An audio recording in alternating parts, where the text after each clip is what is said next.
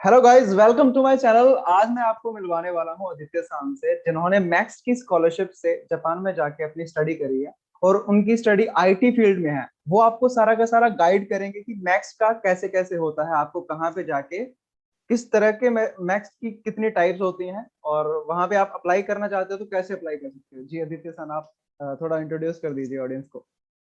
Okay जी। तो hello everyone, my name is Aditya. मैं 2019 में अपनी मास्टर्स के लिए यहाँ जापान आया था और मैंने मैक्स के साथ ही किया था। और मेरा तो ये माइंड में था कि मैक्स अगर नहीं मिलेगी तो मैं आऊँगा भी नहीं, जो कि बहुत गलत डिसीजन होता मेरा। खैर, अभी मैं एआई इंजीनियर की पोजीशन पे हूँ एक कंपनी में और यहीं जापान में काम कर रहा ओके, सो आदित्य सर ने 2018 से ही प्रिपरेशन करना स्टार्ट कर दिया था, तो इनको 2019 वाली जो स्कॉलरशिप होती है मैक्स वाली, वो मिल गई थी, तो ये जापान में आ गए थे। ओके हूँ। हाँ आदित्य जी। सर, सबसे पहले तो ये बताइए कि मैक्स है क्या, ये वर्ड इसको थोड़ा डिफाइन करिए। वो मैक्स का एक बहुत जापानीज में बहुत बड़ा फुल फॉर्म है, जो कि मैं लेने के बाद भी मुझे नहीं पता। तो मतलब वही है, थोड़ा कॉम्प्लिकेटेड है बोलने में। खैर, ये जापानीज गवर्नमेंट फंडेड स्कॉलरशिप होती है और ये स्कॉलरशिप प्रोग्राम मेरे ख्याल से पूरे वर्ल्ड में चलता है। मतलब पूरे वर्ल्ड खुला है, आप अप्लाई कर सकते हो। और वो ये है कि इसके डिफरेंट डिफरेंट प्रोग्राम होते हैं हर कंट्री में। और एक प्रोग्राम जो है वो एम्बेसी कंडक्ट कराती है हर कंट्री की। ओके, सो मैक्स से किस किस तरह की स्कॉलरशिप मिलती है, मतलब आप क्या कर सकते हो जाके वहां अच्छा, तो ठीक है। तो मेरे पास दो एग्जांपल हैं। जो मेरे बड़े भैया हैं वो भी गए थे। तो उनका क्या था कि आपको मैक्स स्कॉलरशिप स्कॉलरशिप तो मिल ही रही है, आप पार्ट टाइम के लिए भी एलिजिबल हो। पर जब मेरा टाइम आया तो उन्होंने बंद कर दिया था, क्योंकि बहुत लोग स्कॉलरशिप लेके पार्ट टाइम और कर रहे थे, पढ़ नहीं रहे थे। पे। तो मेरे टाइम पे पार्ट टाइम वाला स्टैम्प नहीं मिल रहा था। वो खैर रूल्स चेंज होते रहते हैं, अभी भी कुछ रूल होगा। अभी जो मैंने चेक किया था, अभी तो आप सब फ्री हो, कुछ भी कर सकते हो, मतलब वहाँ जाके पार्ट टाइम वार्ट टाइम करो। तो इसमें क्या होता है कि आपकी ट्यूशन फी पूरी माफ होती है और आपको स्टाइपेंड मिलता है, डिपेंडिंग कि आप बैचलर्स के कोर्स के लिए कर रहे हो या मास्टर्स के लिए या पीएचडी के लिए। तो उसमें आपका खाना वाना और आपका रहना वहना सब हो जाता है, आपको घर से पैसे मांगने की जरूरत नहीं, सीधी ओके, सो मैक्स की स्कॉलरशिप किन किन लोगों को मिलती है बेसिकली? बात। जो मेहनत करेगा।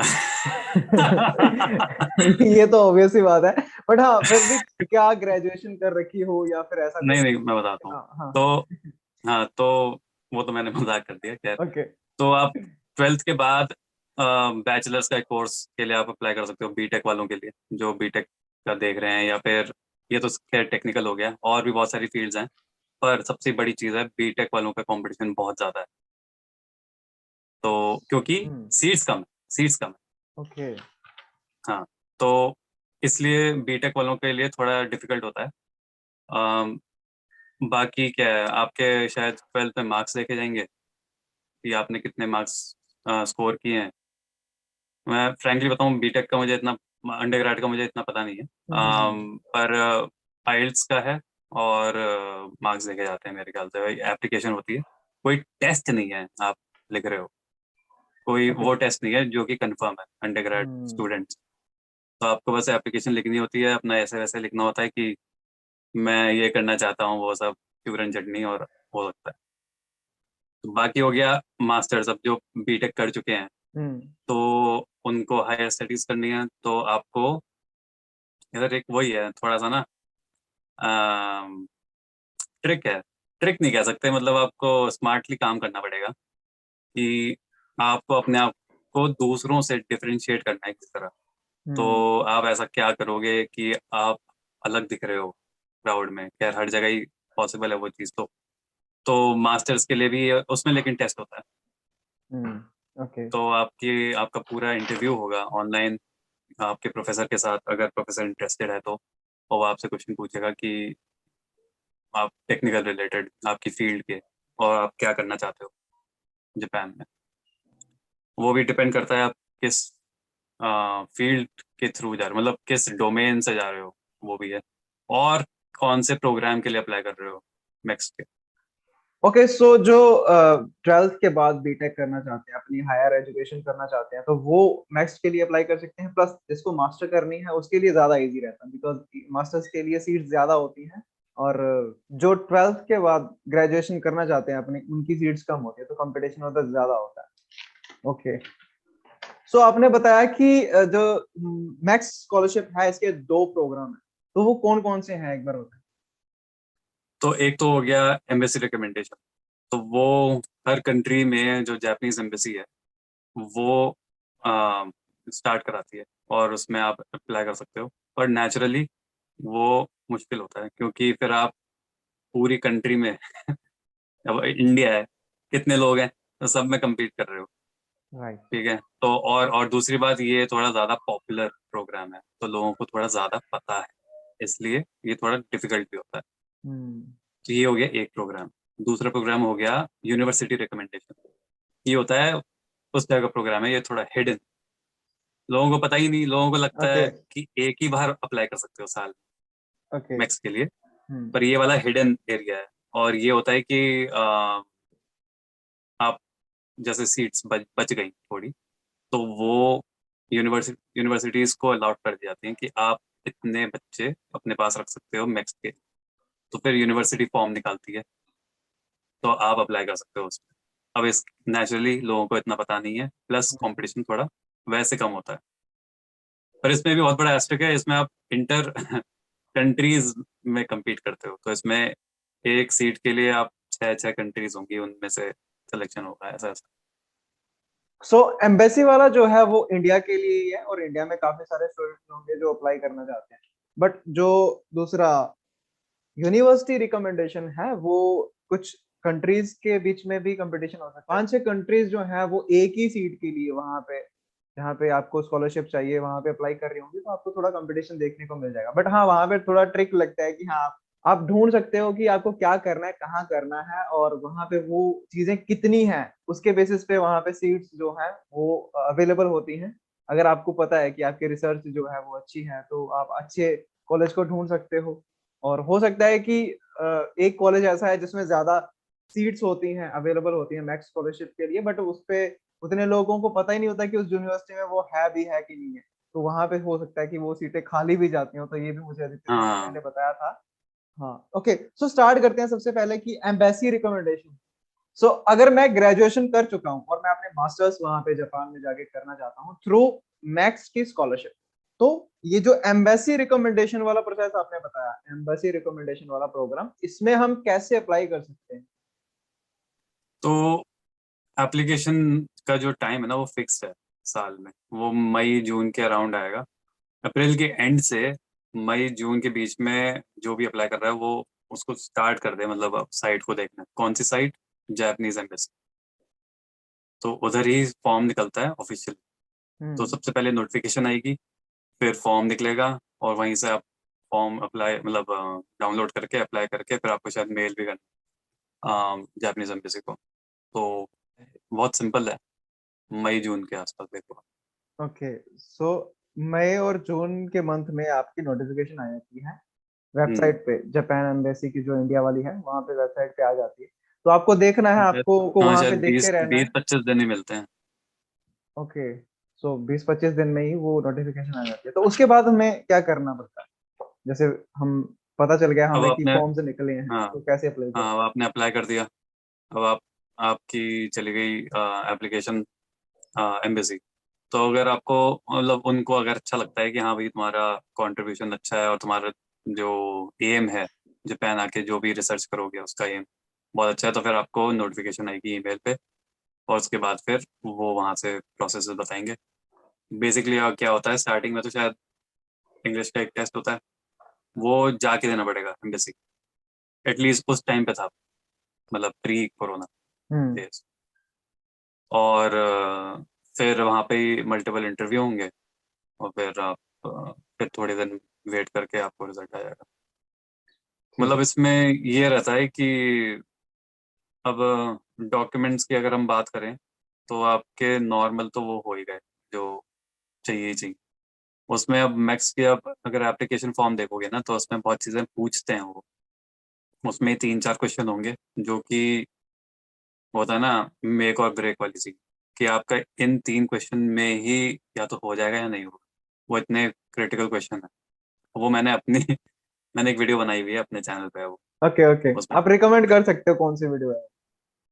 हाँ, तो फिर मैंने एक वीडियो बनाई है जिसमें मैंने पूरा स्क्रीन रिकॉर्ड करके एप्लीकेशन फॉर्म खोल के पूरा दिखाया है कि आपको क्या क्या कौन से क्वेश्चन करने हैं आंसर, या कौन से इंपॉर्टेंट है।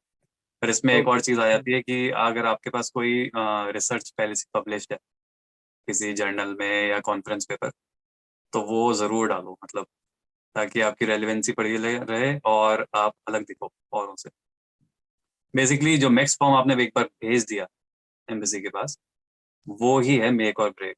तो उसमें ये नहीं है कि आपको कॉल आएगी फिर आपसे और क्वेश्चन पूछेंगे, वो उसी में है जो भरना है आपको। ओके, सो मैं बताना भूल गया कि आदित्य सर का अपना एक यूट्यूब चैनल है, आदित्य सिंह राठौर के नाम से। उसका लिंक मैं अपने डिस्क्रिप्शन में डाल दूंगा, आप चेक कर सकते हो। वहां पे भी आपको जापानीज मैक्स की स्कॉलरशिप या फिर और भी कुछ प्रोग्राम वगैरह होते हैं तो उनकी डिटेल्स आपको मिलती रहती हाँ, एक और चीज़ है ना एम्बेसी में, कि उसमें आपको अपनी प्रायोरिटीज भरनी होती है कि कौन सा कॉलेज आपकी टॉप मोस्ट प्रायोरिटी है, फिर सेकंड कौन सा है, तो थर्ड कौन सा है। ये आपको ये 20-25 दिन ही है वो जो एप्लीकेशन पीरियड है, उसी में ही रिसर्च करना है कि कौन सा कॉलेज आपको यूज़ करना है, या मतलब कौन सा कॉलेज आप में आपको जाना है, और आपको अपनी फील्ड देखनी है उस कॉलेज में है या नहीं। तो ये वाली जो चीज़ें हैं ये आप पहले से प्रिपेयर करके रखना कि मुझे कौन से कॉलेज में क्या करना है। ओके, सो पहले तो आप मास्टर करने जा रहे हो, दूसरा कि कौन से कॉलेजेस हैं जिसमें वो मास्टर्स होती है और वो फैसिलिटीज वहां पे हैं कि नहीं है, वो टीचर हैं, वो प्रोफेसर हैं वहां पे कि नहीं है। तो ये आपकी रिसर्च पहले अपने आप कंप्लीट होनी चाहिए जब आप अप्लाई करते हो। तो वहां पे आपसे पूछा जाता है कि कौन से कॉलेज में आप जाना चाहते हो, तो आप 3 रिकमेंडेशंस आप अपनी भर सकते हो वहां पे। ओके। ओके, सो अब चलते हैं कि यूनिवर्सिटी रिकमेंडेशन में क्या है, वो वाला जो प्रोग्राम है वो क्या है। है। और हाँ, आपने बोला कि हाँ ये थोड़ा सा सबको नहीं पता है, बट ये इजी है एज कंपेयर टू हाँ, एम्बेसी प्रोग्राम जो है। तो हाँ, हाँ। अच्छा, पहले ये बताओ कि इजी है क्यों? सिंपल। अब मैं बताता हूँ ना। तो देखो, अब यूनिवर्सिटी वाला जो यूनिवर्सिटी रिकमेंडेशन है ये किसी, मतलब मुझे नहीं लगता किसी को पता भी होगा कि एक बार मैक्स का खत्म हो गया सीन, तो बंदे सोचते हैं यार अब 2022 में अगर आप अप्लाई करोगे तो 2023 का सीन खत्म हो गया, अब 2024 का सीन बनाना पड़ेगा। पर ऐसा नहीं है। मुझे भी पता नहीं था, पर मेरे बड़े भाई ने बताया था कि भाई यहाँ पे कुछ निकला है मैक्स का, देख ले। तो मेरे बाय द वे मेरे बड़े भैया ने यूनिवर्सिटी ऑफ टोक्यो से करी अपनी मास्टर्स। तो उन तो यूनिवर्सिटी ऑफ टोक्यो का निकली थी, मतलब उसकी नोटिफिकेशन निकली थी कि हमें कुछ, हमारे पास 5 सीट है, सिर्फ 5 सीट, कंट्री 6, हम्म। सीट 5। तो उन्होंने बोला कि अप्लाई कर दे, होना है नहीं। ओके। मैंने कर दिया। तो मुझे पता था कि होना है नहीं, 5 सीट है। तो ठीक है, पर उसमें मैंने अप्लाई कर दिया और वास्तव में नहीं हुआ। तो कोई कोई गल नहीं। पर फिर मैंने अपना दिमाग चलाया कि भाई ये तो एक यूनिवर्सिटी है जिसने निकाली है, और भी तो होंगी। तो दूसरा वाला भी भैया ने ही निकाल के दिया जिसमें मैं गया था, कि इसमें भी है। अब ये इजी क्यों है? क्योंकि उधर सीट्स थी 200, हम्म। 200 मैक्स की सीट। ओके, और अमेजिंग। और मैंने जब ज्वाइन किया तो मेरे ख्याल से मैं, एक और 2 लोग थे बस मैक्स वाले। ओके, 200 सीट्स पे दो। वाह। 2 लोग थे मैक्स वाले बस। और पूरी कंट्रीज, आपको जैसे पता है कि पूरी कंट्रीज के बीच में से आपको कहीं से भी कोई स्टूडेंट आ सकता है, बट किसी को पता ही नहीं है तो क्या करेगा वो? 200 सीट्स, वही ना, मतलब सिर्फ दो लोग वही वही अप्लाई कर वही। रहे हैं। ओके। अब वो यूनिवर्सिटी वाले फॉर्म में ऊपर लिखा रहेगा कि कौन कौन सी कंट्री हैं जहाँ पे एलिजिबल है। तो उसमें ओके। कंट्री भी पूरी वर्ल्ड नहीं है, मतलब ये अपना साउथ ईस्ट एशिया, ये वाले सारी कंट्री हो। तो हम्म। उसमें लिखा हुआ है कि इतनी है, इतनी सीट है, मैक्सिमम 200 सीट है अभी, मतलब क्या लिखा था, रिमेनिंग फ्यू ऐसे कुछ लिखा हुआ था, पर जो भी है। तो मुझे लगा कि चांस बन सकता है, देखो 6 कंट्री हैं, पर चांस बन सकता है, 200 सीट है। तो मेरा बहुत फास्ट ट्रैक था, अप्लाई किया, 3-4 दिन में ही नोटिफिकेशन आ गई कि आपकी हम मतलब क्या था, स्क्रीनिंग कर रहे हैं। स्क्रीनिंग करके प्रोफेसर से मेल आया, फिर मेरा इंटरव्यू वगैरह हुआ, और उसके बाद क्या 1 महीना लगा था शायद, 1 महीने में मैं यूनिवर्सिटी से आ गया था कि मेरा सिलेक्शन हो ओके। गया। मैक्स का नहीं, सिर्फ यूनिवर्सिटी। सो अप्लाई करना थोड़ा सा ठीक है, आपको थोड़ा दिमाग लगाना पड़ता है कि ढूंढना पड़ता है खुद से किस यूनिवर्सिटी में आपके सीट्स ज्यादा अवेलेबल है। और इसमें क्या होता है, पहले आपकी यूनिवर्सिटी के ओर से आपका ईमेल आ जाता है कि हाँ आप सिलेक्टेड हो, बट मैक्स का अभी डिसाइड नहीं हुआ है। मैक्स का अभी तक डिसाइड नहीं हुआ है, वो आप बताएंगे नितेश सर कि हाँ मैक्स का कब आता है और क्या होता है हाँ, इसका। तो अब जैसे ये है ना कि वो तो मेरे भाई ने रित्समई कान यूनिवर्सिटी का मतलब एप्लीकेशन दिखा दी, तो मैंने कोई रिसर्च नहीं करी कि कौन सी लैब में मैं एक्चुअल में जाना चाहता हूँ। उधर डिफरेंट हो गया ना, क्योंकि आप यूनिवर्सिटी में अप्लाई कर रहे हो, तो यूनिवर्सिटी सोचेगी कि कौन सा प्रोफेसर सूटेबल होगा, तो आपकी एप्लीकेशन एक्चुअली प्रोफेसर्स के पास जाती है, और प्रोफेसर डिसाइड करेगा कि भाई मैं इस बंदे को अपनी लैब में लूँ या नहीं लूँ। ओके। ऐसा रहता है, तो यहाँ पे आप पर्सनली प्रोफेसर से कोई बात नहीं होती, वो प्राइवेट स्टूडेंट्स करते हैं जो प्राइवेटली फाइनेंस्ड होते हैं। खैर, आगे बढ़ते हैं।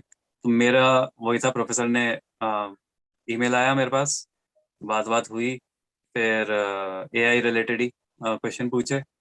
अब मैंने कोई रिसर्च नहीं करी थी कि इस यूनिवर्सिटी में एआई होता है या नहीं होता है। हम्म। क्यों? क्योंकि मुझे काइंड ऑफ पता था कि एआई बहुत हॉट टॉपिक है, तो हो ही रहा हो। अब जो केमिस्ट्री जैसे जाना जाते हैं, तो केमिस्ट्री वाले को देखना पड़ेगा कि भाई इसमें है भी, मैं अप्लाई तो कर रहा हूँ पर मेरी लैब भी है अवेलेबल या नहीं। तो वैसे देख लेना जो थोड़े अलग टाइप के हैं ना, नॉन आईटी बैकग्राउंड, हम्म। तो वो देखें। तो जो नॉन आईटी वाले हैं उनको अपने फील्ड के बारे में वहाँ पे रिसर्च करनी पड़ेगी कि आपकी फैसिलिटीज हैं कि नहीं। हाँ, अगर वहाँ पे सीट्स कितनी भी हो, 200 भी हो, अगर आपका वहाँ पे लैब नहीं है, आप कहाँ काम करोगे? वहाँ पे वही वही वही। प्रोफेसर नहीं है आपको सिखाने वाला, तो आप कहाँ उसमें भी आप तो आपके एलिजिबल नहीं दो हो साल पाओगे। वेस्ट हो जाएंगे। अब हम्म। सॉफ्टवेयर वाला तो मतलब नो ब्रेनर है कि हर यूनिवर्सिटी में कंप्यूटर साइंस तो होती है, राइट। इसलिए मैंने कुछ नहीं, हम्म। कोई रिसर्च कुछ नहीं। खैर, जब मेरा हो गया, प्रोफेसर से बात बात हुई, और उन्होंने कुछ नहीं बताया कि मेरा होगा नहीं होगा। और रिसर्च जो आपने रिसर्च कर रखी है या आपने कोई पेपर पब्लिश कर रखा है, तो उसी से रिलेटेड क्वेश्चन होते हैं। बाकी एआई रिलेटेड जो प्रोफेसर का काम होगा उससे रिलेटेड। तो अब यहाँ पे एक ट्रिक है जो आप स्मार्ट वर्क कर सकते हो, वो ये है कि आप देख लो आपके लिए प्रोबेबल लैब कौन सी है, क्योंकि बहुत सारे लैब होती हैं यूनिवर्सिटी में। उसमें देख लो प्रोफेसर का फील्ड क्या है, 2-4 चीजें पढ़ लो उस फील्ड के बारे में, बता दो भाई सर मुझे भी इसमें बहुत मजा आएगा, मुझे भी करना है इसमें काम। तो कंसिडरेशन हो जाती है, काइंड ऑफ रेपो बिल्डिंग कर लो। और ओके। उसके बाद आपका हो जाएगा एक बार, तो फिर यूनिवर्सिटी से आएगा ईमेल कि आपका हो चुका है। इसका मतलब ये नहीं है कि आपको मैक्स मिल गई, मैक्स का रिजल्ट बाद में आएगा। हम्म। तो सीधा सीधा बोलते हैं कि मान लो कल को मैक्स नहीं मिली, तो आप अपने पैसों से यहाँ पे एडमिशन ले सकते हो, क्योंकि यूनिवर्सिटी अलग है और मैक्स अलग है, इसलिए। ओके। सो बहुत सारी बातें जो यूनिवर्सिटी रिकमेंडेशन के बारे में हो गई, बट हाँ इसमें अप्लाई कैसे करते हैं, स्टार्ट कहाँ से करेंगे, ये स्टेप बाय स्टेप आप थोड़ा गाइड करिए। कौन सा यूनिवर्सिटी? हाँ यूनिवर्सिटी में कैसे अप्लाई करें। सबसे पहली बात, मेरे ख्याल से ये लोग ये चीज इसलिए लोगों को नहीं पता है क्योंकि उनको भाई हमें कुछ आइडिया नहीं है कौन सी यूनिवर्सिटी मैक्स का फॉर्म निकाल के लाई, है ना, मैक्स की एप्लीकेशन निकाल के लाई। तो यहाँ पे स्टूडेंट्स को अपनी वो करनी पड़ेगी, रिसर्च काइंड ऑफ, कि अब मैं देख लूँ गूगल पे डाल दूँ कि जापानीज यूनिवर्सिटी इस डोमेन में, मैकेनिकल इंजीनियरिंग जापानीज यूनिवर्सिटीज, बहुत सारे नाम आ जाएंगे। उनकी साइट खोलो, फिर एडमिशन्स वाले टैब में जाके ये होता है एड स्कॉलरशिप्स, उसमें हम्म। देख लो पिछले साल मैक्स का था या नहीं था। और मतलब यही है, आपको रिसर्च एटलीस्ट फाइंड आउट खुद करना पड़ेगा कि कौन सी यूनिवर्सिटी एक्चुअल में एग्जिस्ट करती है जापान में, और कहाँ आपका काम हो रहा है वहाँ नहीं हो रहा। Normal Google. ओके टाइम क्या है यूनिवर्सिटी का, ये फॉर्म का ईयर एंड में दिसंबर से जनवरी फरवरी, ये टाइम पे निकलती हैं ये वाले ये यूनिवर्सिटी रिकमेंडेशन। तो मान लो मैक्स का जब एम्बेसी वाला रिजेक्ट हो जाओ, तो ये वाले रिसर्च चालू कर देना आप कि कौन से यूनिवर्सिटीज हैं और किन्होंने पिछले साल निकाला था फॉर्म, ताकि आप रेडी हो। ओके। सो बस यही है। यूनिवर्सिटी रिकमेंडेशन में आपको गूगल करना ही पड़ेगा, आपको बहुत सारे कॉलेजेस लिस्ट बनानी पड़ेगी, फिर उसमें आपके फील्ड का है कि नहीं है वो देखना पड़ेगा। फिर उसके अंदर जाके वेबसाइट में एक एड का एक बटन होता है, तो वहां पे आपको देखना है कि मैक्स के फॉर्म्स निकाले थे इस कॉलेज ने कि नहीं निकाले थे, पहले पिछले साल निकले थे कि नहीं निकले थे। तो यहाँ से आपको पता चलेगा कि वो कॉलेज आपके लिए है कि नहीं। ओके सो ये तो ये वाला तो प्रोसीजर सेम है, मतलब अब स्टूडेंट्स जर्मनी वगैरह यूएस कनाडा जाते हैं, सेम चीज तो करते हो कि कॉलेज तो ढूंढोगे खुद से कि क्या है, तो उतना तो बनता है। ओके सो नेक्स्ट स्टेप क्या है इसके बाद, इसके अप्लाई बाद ये करने के स्टेप बाद? है कि मान लो अब आ गया कि एप्लीकेशन निकल चुकी है, हाई। तो फिर वो एप्लीकेशन में लिखा होगा कि ये टाइम तक है। जैसे मेरा था, कौन सा था, यही वाला जो रित्समे खान का था, बहुत क्लोज कॉल थी मेरी, क्योंकि मैं एक पेपर काइंड ऑफ पब्लिश कर रहा था, इन द मिडल मैं लिख रहा था पेपर, हम्म। और 7 तारीख थी, 7 फरवरी लास्ट डेट। मुझे भाई ने लिंक पकड़ाया था 2 फरवरी को। ओके। तो मैंने, अब मुझे अपने आप को डिफरेंशिएट करना था कि मैं अलग हूँ और स्टूडेंट से। तो हम्म। मैंने कुछ पढ़ा था एआई के उससे रिलेटेड, तो मैं कुछ उस पर काम कर रहा था। तो उसकी डेडलाइन की क्या थी, 3 या 4 तारीख थी। तो वो मैंने सबमिट किया पेपर, और फिर वहाँ से वो जो होता है ना ऑफिशियल प्रिंट, वो निकल के आया। उसको प्रिंट करा के 7 तारीख तक डीएचएल या फिर किसी एक्सप्रेस पोस्ट से मैंने जापान भेज दिया। तो 7 तक वो मिल गया। मेरी तरह मत करना पहले से कर लेना, कि मैंने बता दिया, मुझे तो कोई बताने वाला नहीं था ना कि भाई दिसंबर से चालू करते हैं, फरवरी में हम्म। नहीं। तो दिसंबर से चालू कर लो और देख लो कि क्या है। उसमें यही होगा कि आपको फॉर्म सेम फिल करना होगा यूनिवर्सिटी वाला, और नेक्स्ट वाला भी शायद उसी में ही फॉर्म होता है जितना मुझे याद है। दोनों फिर वही पोस्ट करने होते हैं जापान यूनिवर्सिटी को। ओके। एक बार वहां से आ जाएगा कि आपके आपके एप्लीकेशन के फॉर्म हमारे पास आ गए हैं, हम चेक कर रहे हैं, फिर आप आराम से बैठो। ओके फिर कब तक आपको दोबारा नोटिफिकेशन आ जाती है कि हाँ 4-5 दिन। 4-5 दिन में आपका इंटरव्यू वगैरह शेड्यूल हो जाता हाँ, वही है? मैं कह रहा ओके। हूँ, मेरा पूरा जो मतलब होता है ना, 7 फरवरी तक मैंने स्टार्ट किया अपनी एप्लीकेशन, मेरा 14 मार्च तक सब निपट गया। सब फिनिश, फाइनल चौदह रिजल्ट आ गया पंद्रह कि मार्च हाँ आप हाँ। सिलेक्ट हो कि नहीं? रिजल्ट तो खैर कह लो मार्च एंड तक, पर हाँ ओके 1-1.5 महीने मतलब में सब। प्रोसीजर जो है वो सारा का सारा बहुत जल्दी हो गया था आपका, है ना? ओके टाइम प्रोसीजर है में क्या क्या? ये, जापानीज जो टाइम है ना बहुत स्ट्रिक्ट है। हाँ तो वो तो मतलब है ही उतने है। टाइम तो मतलब उतना टाइम अच्छा जो प्रोसीजर था इसमें क्या क्या हुआ, इंटरव्यूज वगैरह, टेस्ट?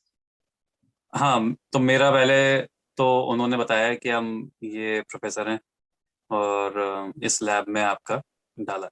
हम्म। अब ये चीज़ जो है ना, ये प्रोसीजर बहुत वोलेटाइल है। क्यों? क्योंकि हर यूनिवर्सिटी का प्रोसीजर अलग होगा।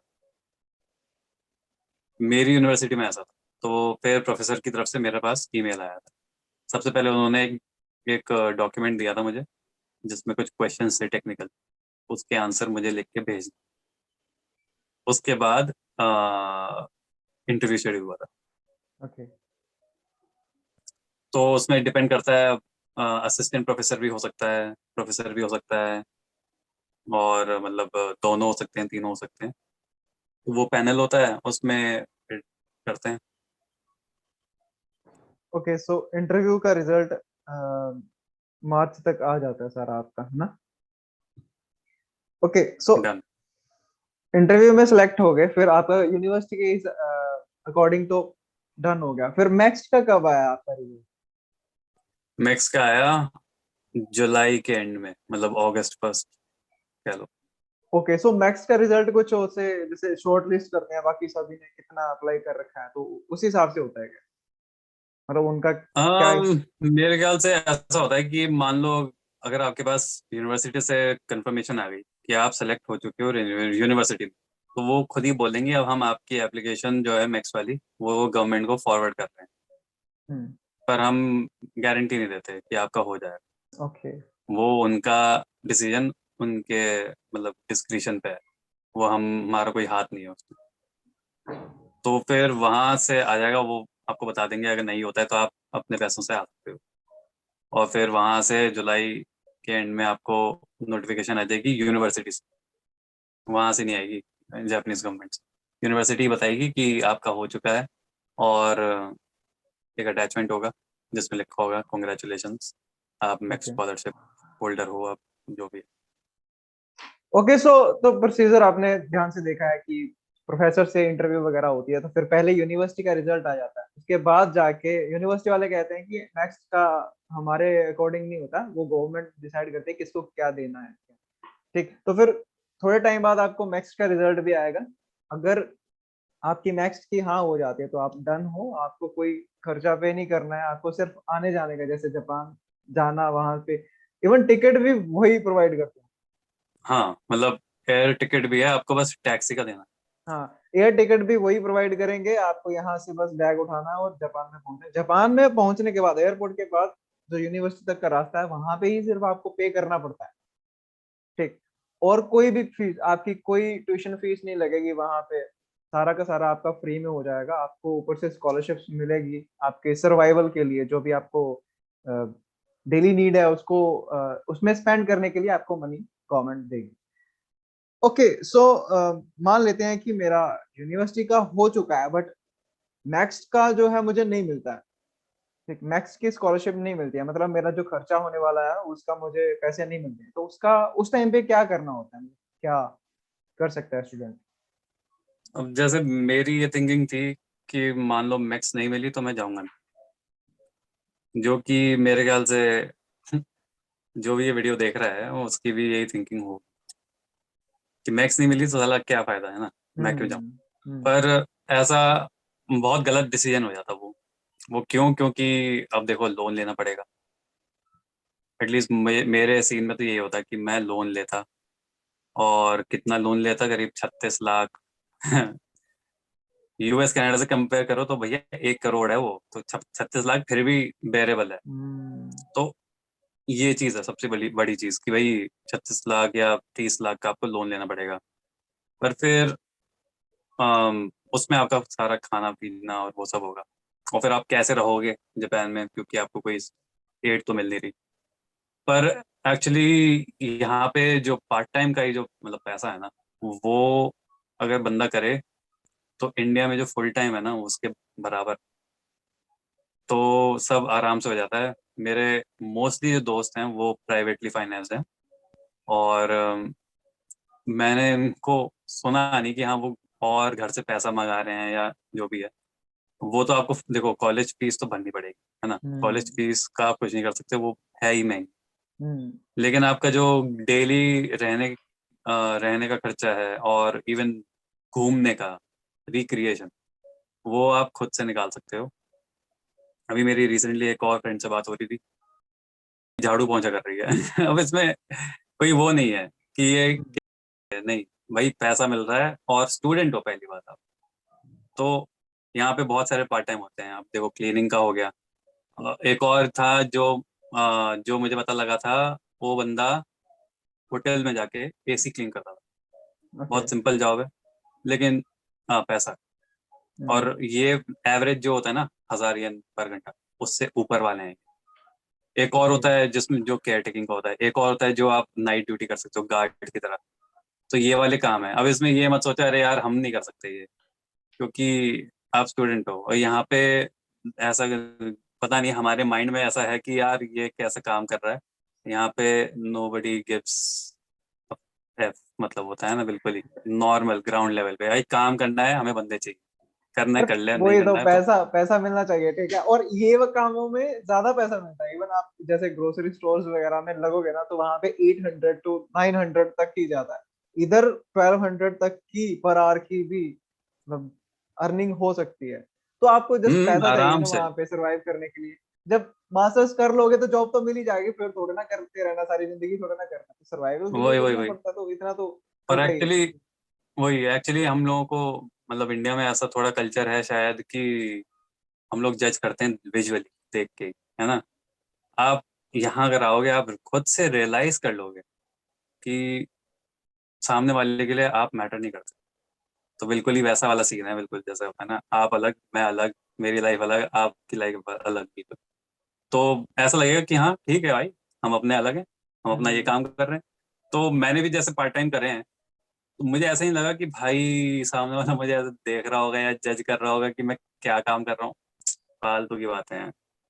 तो और यही इवन चीज है जो लोगों को लगती है कि भाई हम क्या पार्ट टाइम कर भी पाएंगे नहीं कर पाएंगे। अब प्राइवेटली फाइनेंस है भाई, करना पड़ेगा अगर आगे ये अच्छी लाइफ चाहिए तो। तो इवन आपके काम की वहां पे रिस्पेक्ट होती है, आप कोई भी काम कर रहे हो सामने वाला आपकी रिस्पेक्ट करके जाएगा। ऐसा नहीं है भाई आप किस आपको लेवल पे काम आप करो। आप कन्वीनियंस स्टोर पे आप कैशियर हो या फिर वो बिल्कुल, हाँ कैशियर ही कह लो। तो वो आपको जो भी खाना वगैरह देंगे जो आप खरीद रहे हो, उसमें आपको बोलना है भाई अरिगातो गोजाइमास हम्म। झुक के, तो आपको फील होता है कि हाँ भैया सोसाइटी में ना थोड़ा सिविलाइज्ड वे है। कुछ हम्म। वो नहीं लगेगा कि कोई डिमीन कर रहा है या सब ओके। नॉर्मल है। ओके, सो एक बात और बता देते हैं कि अगर आपने जैसे मैक्स का फॉर्म भरा है आपने यूनिवर्सिटी में, तो वहां पे एक कॉलम भी होता है, अगर आपने दो यूनिवर्सिटी में अप्लाई कर रखा है, मतलब पहले भी किसी यूनिवर्सिटी में अप्लाई कर रखा है, इसके बारे में थोड़ा सा बताइए।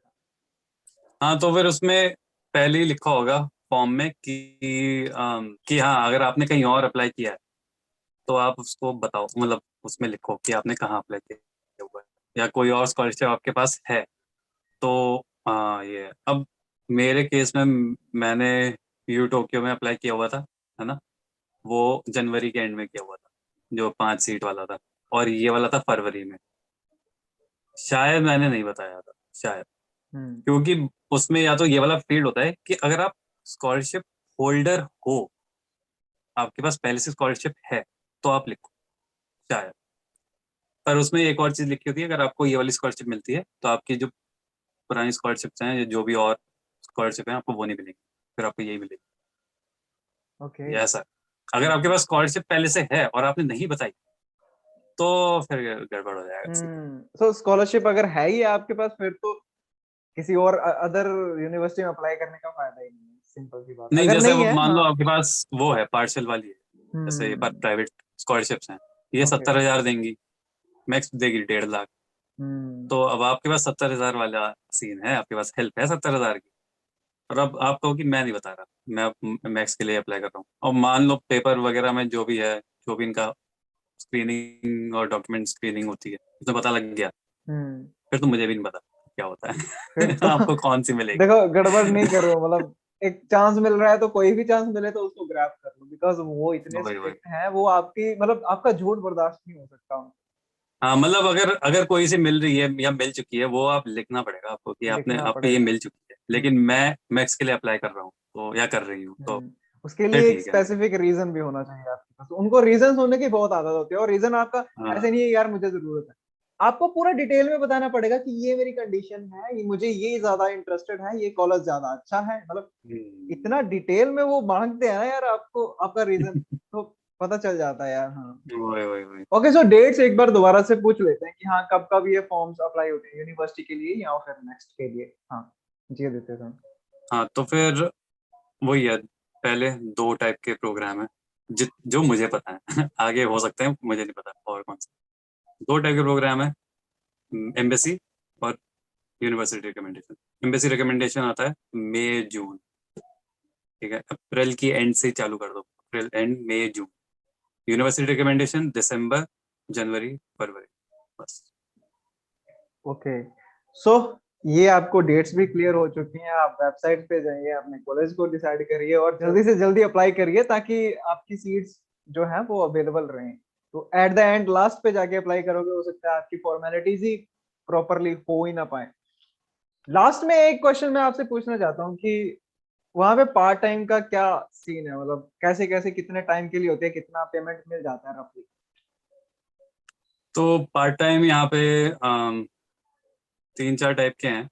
इसकी भी मैंने एक डिस्क्रिप्ट मतलब क्या बोलते हैं, इसकी भी मैंने एक बहुत अच्छी वीडियो बना रखी है अपने चैनल पे कि कितने टाइप के पार्ट टाइम होते हैं, कौन कितना पे करता है और आपका खर्चा कैसे निकलता है। तो मैं यहाँ पे एक ओवरव्यू दे देता हूँ। एवरेज सैलरी जो होती है पार्ट टाइमर्स की, वो है 1000 येन पर घंटे की। और शायद कितना 28 आवर्स आप कर सकते हो वीक में, हम्म। है ना। ओके। तो वो हो गया।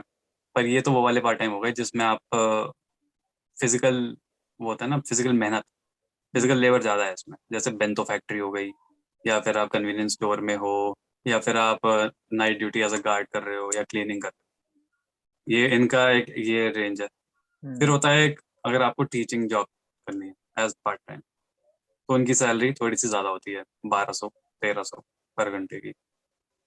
तो टीचिंग जॉब भी 2-3 टाइप की होती हैं। तो कुछ लोग तो आपके जो सीनियर्स होंगे कॉलेज में वो लोग कर रहे होंगे, पर वो मिलना मुश्किल है क्योंकि वो लोग देते नहीं है ऐसे कि मैं हम्म। क्यों इंट्रोड्यूस कराऊं। ऐसा मेरे साथ हुआ था हम्म। कि भाई को कुछ नहीं जा रहा, लेकिन भाई ने मुझे इंट्रोड्यूस नहीं कराई जॉब वाह। फॉर सम रीजन, कि हम्म। भाई इसका फायदा क्यों कराऊं मैं, पता नहीं क्या वो रहता ओके। है। तो मेरे ख्याल से वो सीनियर को मतलब वही है, थोड़ा सा ना वो करना पड़ेगा, भाई कैसे हो, भाई कैसे हो करके निकलवाओ अपना थोड़ा काम। पटाना और पड़ेगा क्या। सीनियर को।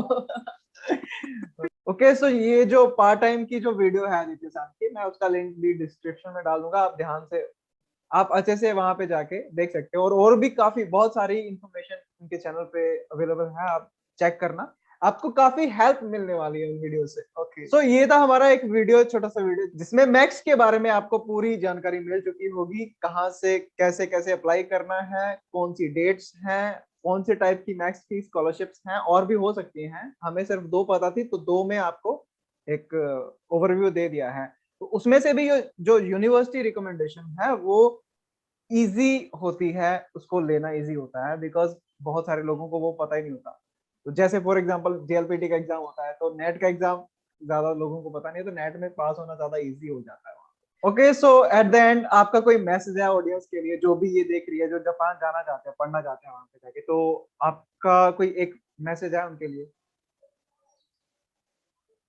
तो मैं यही कहना चाहूंगा कि जैसे मेरी थिंकिंग थी कि मैक्स नहीं मिली तो मैं नहीं जाऊंगा, तो वो वाली, वो सबसे बेकार, सबसे बड़ी गलती होगी आपकी अगर आपने ऐसा सोचा तो। अगर आपका जापान में किसी यूनिवर्सिटी में हो गया सिलेक्शन, तो आ जरूर जाना किसी भी तरह। मतलब ये मत सोचना कि यार अब मैक्स मिली नहीं, इतना खर्चा होगा, सब हो जाएगा और यहाँ पे जब आपकी जॉब लगेगी तो आप सारी चीज जो लोन वगैरह है वो सब निकालोगे, सब मैनेज। पर मौका फिर से नहीं आएगा एडुकेशन हम्म। का। सो अगर आपको मौका मिल रहा है तो उसको ग्रैब जरूर करना चाहिए। So thank you Aditya sir, बहुत ही अच्छा लगा आपसे बात करके, और काफी सारी इन्फॉर्मेशन आपने दी है, आपने अपना वैल्यूएबल टाइम हमारे लिए निकाला है, स्टूडेंट्स को गाइड किया है, तो आई होप कि सभी को बहुत ज्यादा एक गाइडेंस मिली होगी। हाँ जी, thank you for giving me this opportunity.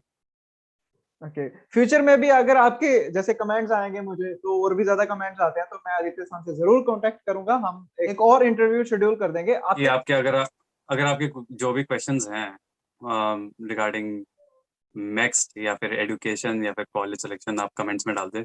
और मैं वैसे इतना रिप्लाई नहीं करता, पर मैं जरूर अपन बात करूंगा, करके। डोंट डोंट वरी, मैं जरूर रिप्लाई करूंगा।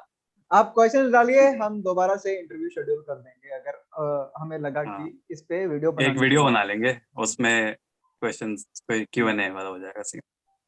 ओके, सो अगर आपको ये वीडियो पसंद आता है तो इसको लाइक जरूर कर दीजिएगा, और मेरे चैनल को सब्सक्राइब कर दीजिए, ताकि आपको जापानीज के बारे में और ज्यादा इन्फॉर्मेशन मिलती रहे। मिलते हैं आपसे नए वीडियो में, तब तक के लिए सायनारा।